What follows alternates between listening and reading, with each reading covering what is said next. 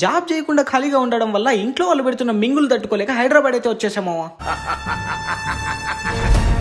హైదరాబాద్కి చేరుకోగానే స్ట్రైట్గా అశోక్ నగర్ వెళ్ళిపోయి నా సలార్ సంపత్ బ్రోన్ అయితే కలిసేసామావా. 2 years బ్యాక్ నేను కూడా ఇదే రూమ్ లో ఉండేవాడిని మామ. చాలా మెమోరీస్ ఉన్నాయి ఈ రూమ్ లో. ఏంటి రూమ్ చాలా నీట్ గా ఉంది అనుకుంటున్నారా? బాయ్స్ హాస్టల్ అంటే ఆ మాత్రం ఉంటది మరి.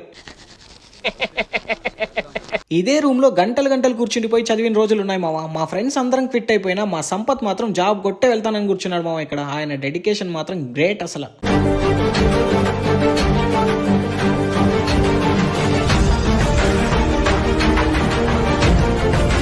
ఇక అంతలోనే లంచ్ టైం అయ్యేసరికి స్ట్రైట్ గా బావర్చికి వెళ్ళి బిర్యానీ అయితే వేసేసాం మామ. ఆ తర్వాత అటు నుంచి అటే నీలోఫర్ కేఫ్ అయితే వెళ్ళడం జరిగింది మామ. నేను ఇంతకు ముందు హైదరాబాద్ లో చాలా రోజులు ఉన్నప్పటికీ ఎప్పుడు వెళ్ళలేదు మామ నీలోఫర్ కి. అందుకే ఈసారి ట్రై చేయాలనిపించింది.